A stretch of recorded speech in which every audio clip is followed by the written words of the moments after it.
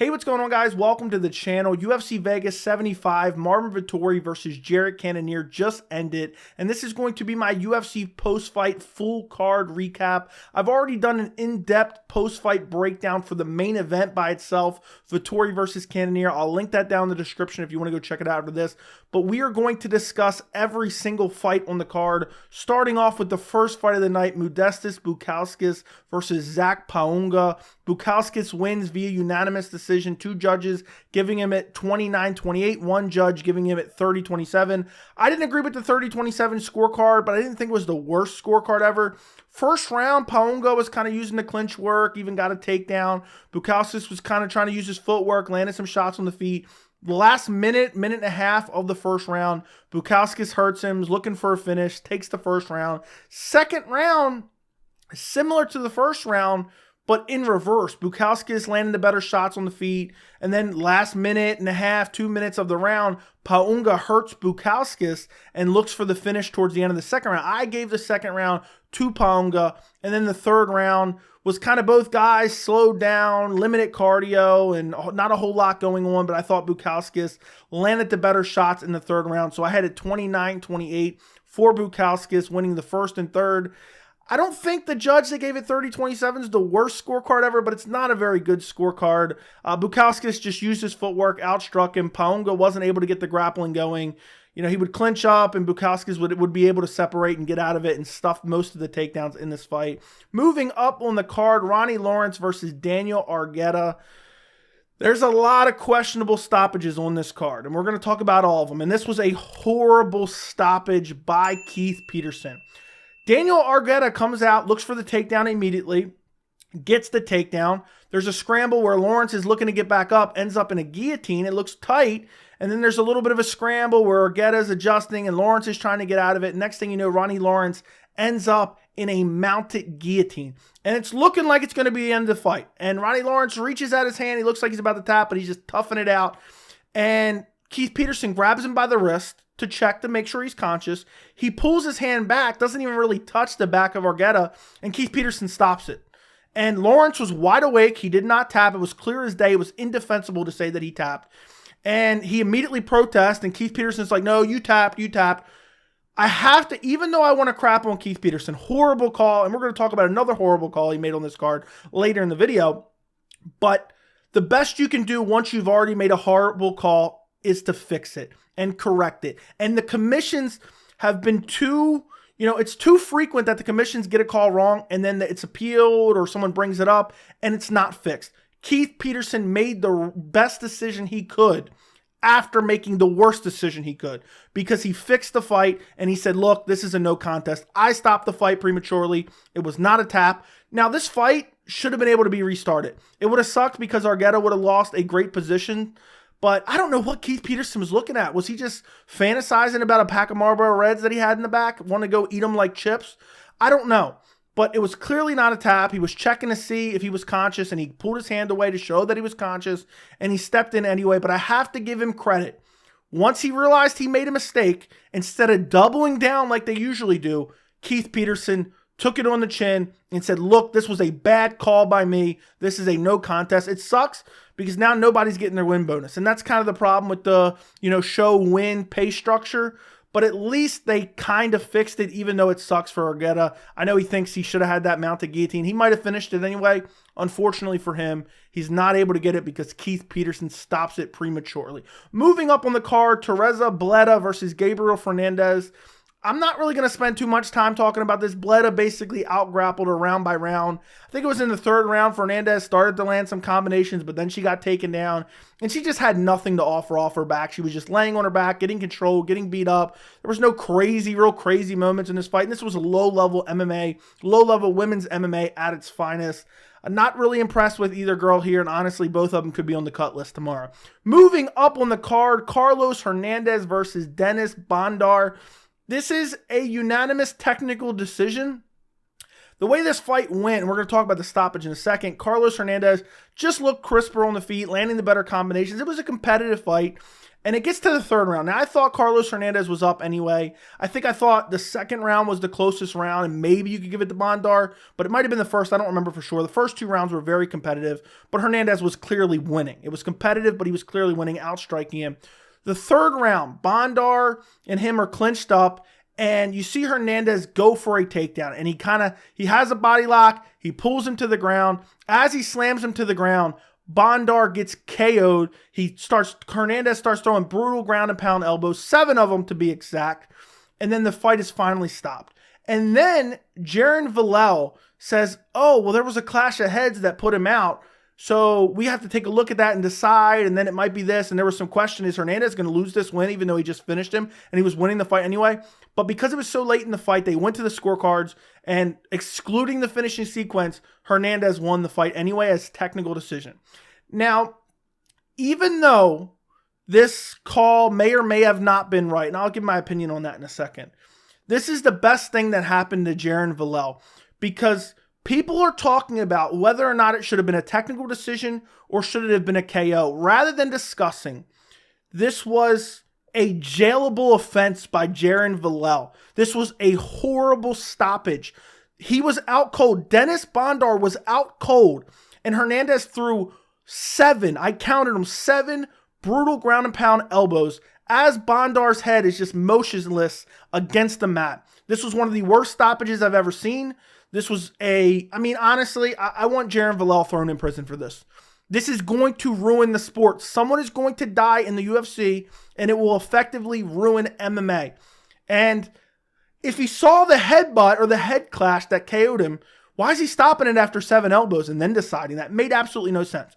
Now, in terms of the actual stoppage, which is getting way more attention than the actual decision versus TKO or KO, I'm 50-50 on it. I watched it back. The head is what put him out. When he slammed him, his head kind of came back up. Their heads did clash, and he did get put out by it. So I'm kind of 50-50 because it was a slam that put him out, but their heads did clash. So I don't really know. I'm not going to nail down. I have no problem with it either way. If they want to call it a KO, TKO, fine. If they want to call it a technical decision, fine. The only way I would have hated this, if this would have made Carlos Hernandez not the winner. But I don't want that to overshadow the fact this was an atrocious stoppage. Jaron Villel, someone needs to hold him. The commission needs to hold him accountable. How can you watch a dead body be elbowed into the canvas 7 times over before you finally get in there and stop the fight when you were standing right there? Indefensible, disgusting, and Villel needs to be relieved of his duties. I want him fired immediately. You're going to get someone killed. Moving up on the card, Kyung Kang versus Cristian Quiñonez. This was a fun fight while it lasted. Kang won the fight, first round, rear naked choke. Quiñonez looked very good in that first round, was clipping up Kang on the feet, hurt him, got over aggressive. I think he landed a left hand, then an uppercut, started swarming him against the fence, got too reckless and got too over aggressive. Kang caught him badly on the feet, dropped him badly. Quiñonez started looking for a single leg. As soon as he got hurt, he almost gave up a rear naked choke with no hooks in. His body was kind of out of position, but he fought out of that, ended up on the ground, ended up getting full mounted, gave up his back and got rear naked choked. He got over aggressive. He got too confident. His hands were looking good, and Kang made him pay for it. Kang backed up. He was kind of hurt, kind of wobbled, backed up, set his feet, landed a great combination to drop him badly. And as soon as he dropped him and then he was out of position, he started looking for that rear naked choke right away. I thought he might finish him completely out of position, rear naked choke. But then they ended up on the ground. He ends up full mounting him because he was still hurt badly. He gives up his back and gets finished. Good win for Kang. Cristian Quiñonez, just bad decision making in this fight. His hands looked fast, but unfortunately for him, he isn't able to get it done. He gets over aggressive, he hurts him, and he ends up getting finished himself. Moving up on the card, Alessandro Costa versus Jimmy Flick. Costa wins via second round ground and pound. This was a horrible decision for Jimmy Flick to take this fight. I mean, this was a terrible matchup against Costa, who came in on short notice against Amir Albazi, a top 5 ranked flyweight, and gave him everything he could take. And I know he ended up losing. I know he ended up getting finished. And it was just one of those matchups where I said, oh, Costa's going to win this one. Jimmy Flick's lead leg was getting battered in the first round. I thought he might get finished by leg kicks. He was getting outstruck. Costa was ripping to the body, landing upstairs, ripping to the legs. I think he dropped him in the first round with a leg kick because he was just brutalizing the legs of Jimmy Flick. Jimmy Flick had to switch stances, and he wasn't landing good shots from that opposite stance, but he had to because his leg was getting battered. Then his other leg was getting battered. And, then in the second round, his leg's getting battered some more. He gets hurt badly, almost starts salsa dancing like Yoel Romero was doing in his fight because his leg was hurt so badly, couldn't put pressure on it. Shoots in on a desperation takedown, kind of pulls guard because it was a half-hearted takedown attempt. And then Alessandro Costa just starts raining down brutal ground and pound elbows. Referee pulls him off. Jimmy Flick probably should have stayed retired. I feel bad for him. He's gotten some bad matchups in his last two fights. And, Costa was a tough test for Jimmy Flick. And Costa passed with flying colors, and I believe he should be a top 15 ranked flyweight. I'm not looking at the rankings right now, but he should be somewhere in that top 15. He looked incredible. The combinations looked fluid. The combinations looked powerful. The shot selection looked amazing. The decision-making was great because Jimmy Flick's dangerous on the ground. But Costa knew he had him hurt. He said, I'm going to look for the finish, started raining down elbows, got separation, landing elbows, and wins the fight, second round TKO. Moving up on the card, Nicolas Dalby versus Muslim Salikhov. This fight was horrible, honestly. The third round was terrible, but the first round, close round. It looked like Salikhov was going to win the first round, landed some good kicks, landed some good punches, competitive round. But then towards the end of the first round, Dalby hurts him with a head kick, drops him temporarily, gets back up. But I thought because the round was close before that, that was enough for him to steal the round. Second round, both guys just getting tired. Dalby landing better combinations. Then the third round, both guys super exhausted. Dalby just clinching up, holding on. Salikhov just clinching up, holding on. Not super, compelling third round. Nothing really happened too much in the third round. Both guys were gassed, but I scored it for Nicolas Dalby. I had no problem with a 30-27 scorecard in this fight. Moving up on the card, Manuel Torres versus Nicolas Motta. First round, brutal standing elbow KO for Torres. A great fight while it lasted. Torres was looking really good on the feet. He was moving in. Motta clipped him up with a couple shots and countered him. And it looked like Torres was going to stop being as aggressive. And for like a minute or two, he started to kind of lay off the aggression. Or not even really a minute or two. For literally like 30 seconds maybe. Because the fight only lasted like a minute or two. But he kind of started to be a little bit less aggressive. It was like, oh, Motta's got his attention now. Got a little bit of respect. But then he just starts charging forward again and lands a nasty standing elbow. Hits him so hard with this elbow. Motta almost flew away like he got hit by a car at like 30 miles an hour. It was filthy. It was nasty. He was out cold. Follows up with some brutal hammer fist. Finishes him off. First round KO. Phenomenal performance by Manuel Torres. Great win. Brutal finish. And Motta took a nasty elbow right on the nose, chin, mouth area, and it just put him right to sleep. Moving up on the card, Pat Sabatini versus Lucas Almeida. Sabatini just dogged Lucas Almeida. Took him down from the jump, just bodied him on the ground, full mounted him towards the end of the first round, started beating him up badly, and then in the second round, took him down again, started beating him up, and then eventually Lucas Almeida kind of gave up the arm triangle, got finished in the second round. I actually predicted this fight. Second round arm triangle submission win for Pat Sabatini. So at least I got to pat myself on the back for that. We'll talk about my overall predictions in a little bit. But Pat Sabatini absolutely dominated Lucas Almeida. Lucas Almeida, I don't even know if he landed a strike in this fight. Moving up on the card, the featured fight on the main card, and one of the most disappointing fights of the night in my opinion, Armen Petrosyan versus Cristian Leroy Duncan. Armen Petrosyan wins via decision.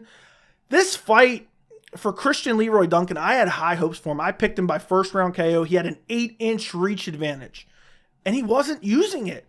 In the first round, it was very close. I thought the first round was questionable either way, but first round was, you had Armen Petrosyan landing some good shots, some good leg kicks, being more technical with his striking. And then you had Cristian Leroy Duncan just throwing these wild spinning techniques and hook kicks and axe kicks and not using his reach advantage at all, missing a lot of these crazy techniques. It was a close round because he landed some good shots with his hands and landed a couple good leg kicks of his own. But then the second round, Armen Petrosyan hurt him in the second round. Hurt him, I think he clipped him with a right hand, ended up getting his back, landing some follow-up shots. And Armen Petrosyan clearly won the second round. And then the third round, Petrosyan was winning the third round, and Cristian Leroy Duncan hurt him with a spinning elbow.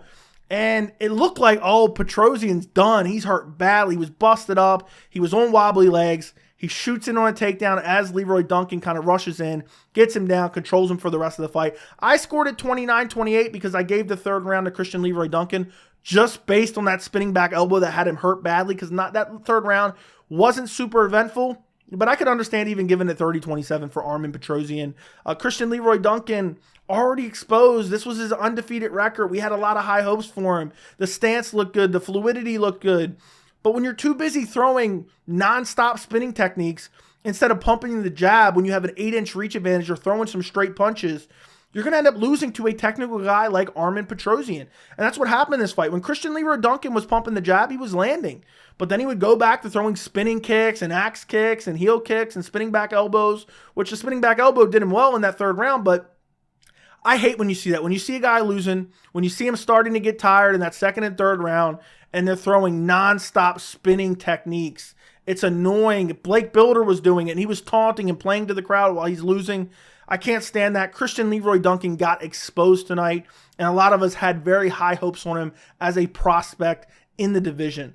Moving up on the card, Armen Tsarukyan versus Joaquim Silva. And this was a crazy fight that I did not expect, because Armen Tsarukyan, I thought he was going to dominate this fight. He went out in the first round, took Joaquim Silva down, dominated him on the ground, some ground and pound, controlled him, just completely dominated him in the first round. The second round was where it started to get interesting, because Tsarukyan was striking with him, landing some good body kicks, landing some good leg kicks, outstriking him on the feet. But Silva had some moments in the clinch. He was landing some elbows.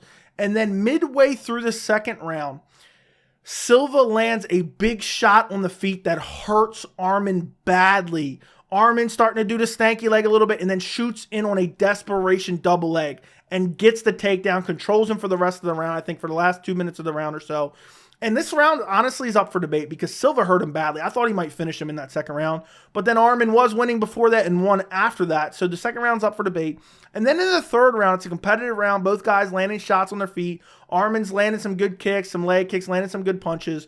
Gets a takedown, but Silva works his way back to his feet. I did not think he'd be able to work his way back to his feet. He works his way back to his feet. They go back to striking a little bit. Then there's a little bit of clinch work. And then you have Silva throw a knee in the clinch, and Armen Tsarukyan reaches underneath behind the knee, uses it to pick him up and slam him down for a takedown. And the second he slammed him, I think he went out for a second. He was flash KO'd. Then Armen starts raining down ground and pound, and then Silva starts to kind of scramble a little bit, and then Armen starts raining down ground and pound, and Silva's moving a little bit, and then Armen's still raining down ground and pound. I'm like, okay, Keith Peterson, get in there any minute now. And then still Keith Peterson doesn't jump in, and then Tsarukyan gets in full mount and starts just throwing down brutal ground and pound, hammer fist and elbows, and just smashing him from the full mount position. Keith Peterson lets that happen for like 15 seconds, and then he finally jumps in.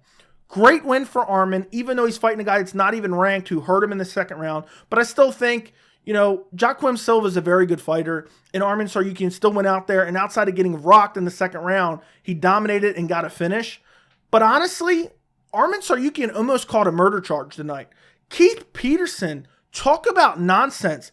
He stopped the fight earlier in the night, way early, that ended up being a no contest. So I guess to make up for it, he was like, you know what, guys? Co-main event, I'm giving you a death match. I'm never stepping in and stopping that fight. After that fight, after I watch someone get brutally murdered in the octagon, I'm going to go out and have myself a Marlboro Red and maybe some Bud Light as well. This was disgusting. Keith Peterson needs to be held accountable for this.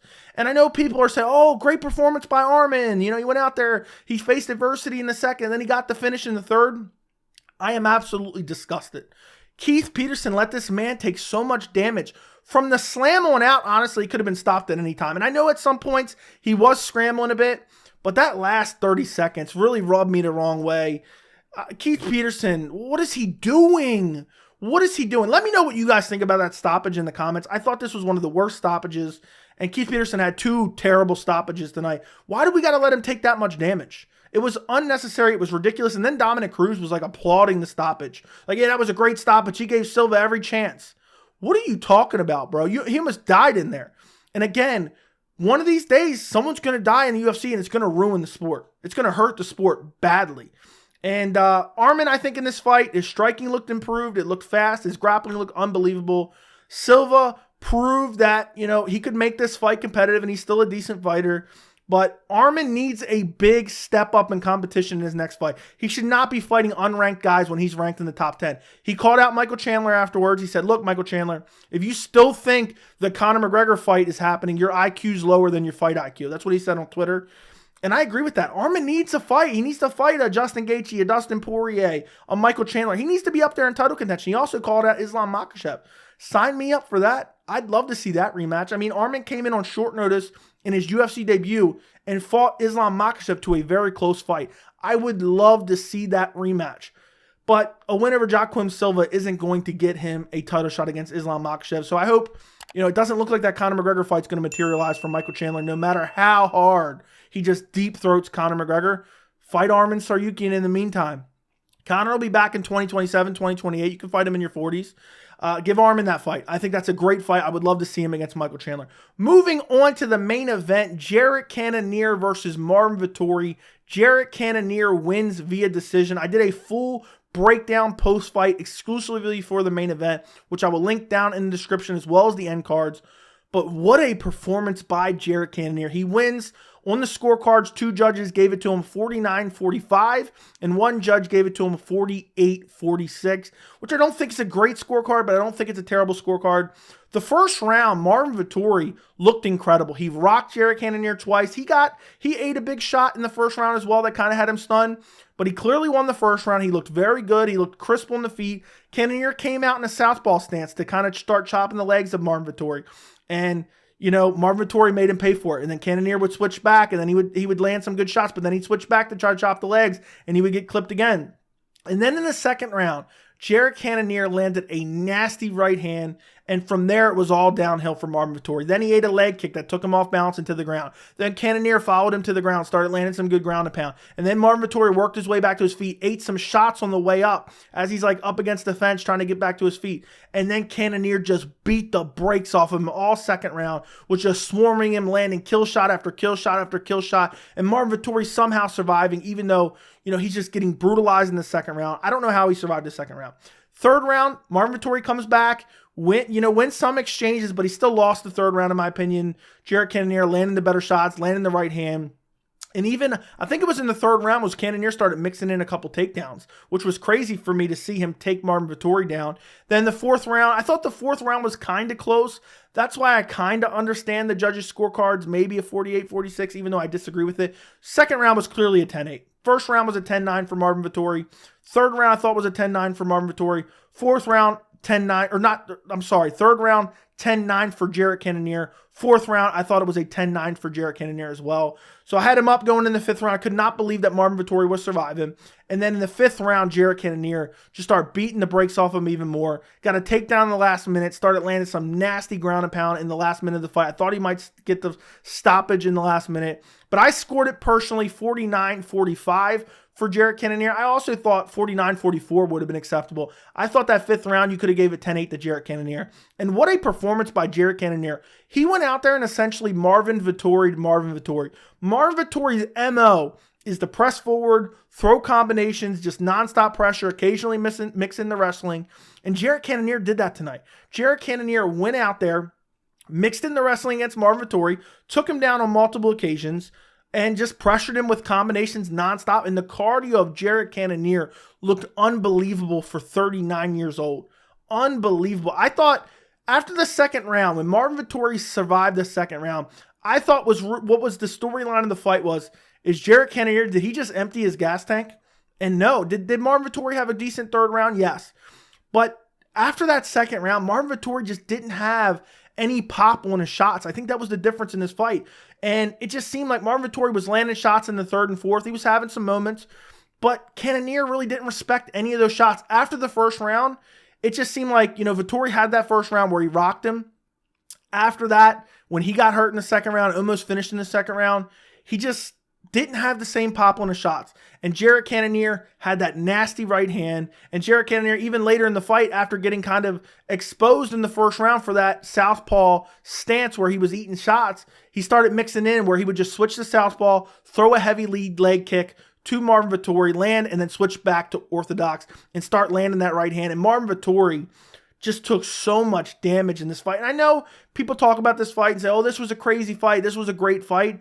I think that's a bit of an exaggeration because after that second round, well, really after the first round, because the second round is where all the damage started to take place. After the first round, it was a one-sided beatdown for Jared Cannonier. Yes, was the third and fourth round mildly competitive? I still scored it for Jared Cannonier. He went out there and just landed that right hand over and over and over again and was just so aggressive in this fight. And he said it was a goal in this fight to come out and be more aggressive, let his hands go a little bit more, and pressure Marvin Vettori. You know, he made kind of that mistake in the Israel Adesanya fight where he just wasn't aggressive enough. He just stood there and got countered a little bit, but wouldn't move forward and throw big shots. He didn't let that happen tonight. And I think Jared Cannonier, at 39 years old, is still improving. He looked improved in this fight.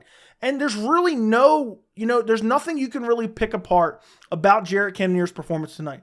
The chin looked good. The recovery looked good. The stamina looked unbelievable. The power looked good. The striking looked good. He mixed in the wrestling. I never thought going in this fight, if somebody mixes in the wrestling, it's going to be Jared Cannonier. I thought it'd be Marvin Vettori. He went out there, looked good with the wrestling. He even landed some good shots in the clinch. At times, he was using the Muay Thai clinch and throwing a knee up the middle. Didn't really connect with any of them cleanly. He was coming over the top with elbows on the clinch breaks, and he just looked phenomenal. And I think he's in a position to fight in a big fight in the middleweight division in his next fight. It's kind of log jammed right now. Everyone's kind of booked. But he can wait for some of those winners. Maybe Paulo Costa versus Ikram Aliskerov. They're supposed to fight at UFC 291 in late July. I think Jared Cannonier should fight the winner of that fight. Or Jared Cannonier could fight the loser of Robert Whittaker versus Dricus du Plessis, who is supposedly going to be fighting for the title next. But for me to see this performance from Jared Cannonier at 39 years old, I picked Marvin Vettori to win this fight. I thought he was more well-rounded, and I thought he would get the job done. I thought Jared Cannonier's slowing down. He's getting older. He's almost 40 years old. And he didn't look particularly great even in the Sean Strickland fight. He didn't look good at UFC 276 against Israel Adesanya. But tonight he went out there and he put a beating on Marvin Vettori like nobody has ever done. Nobody's ever put that type of beating on Marvin Vettori. And I know Robert Whittaker went out there and outclassed him. That was a 3-round fight. Maybe it was 5 rounds. It would have looked worse. But Jared Cannonier hurt him multiple times. We know how durable Vettori is. Hurt him multiple times. Almost finished him multiple times. Out-wrestled him. Out-stamina'd him. And the stamina was just unbelievable. And Cannonier just looked like he kind of reinvented himself tonight. I know he's still kind of striking heavy, looking for power shots, looking for leg kicks. But he looks so good, and the ground and pound looks so good. And then the fact that he's dominating the fight and he's looking for a 5th-round finish in the last minute. I'm super impressed that he did that to Marvin Vettori. And I'm sad to say for Marvin Vettori, at 30 years old, he just took a career-altering beating from Jared Cannonier.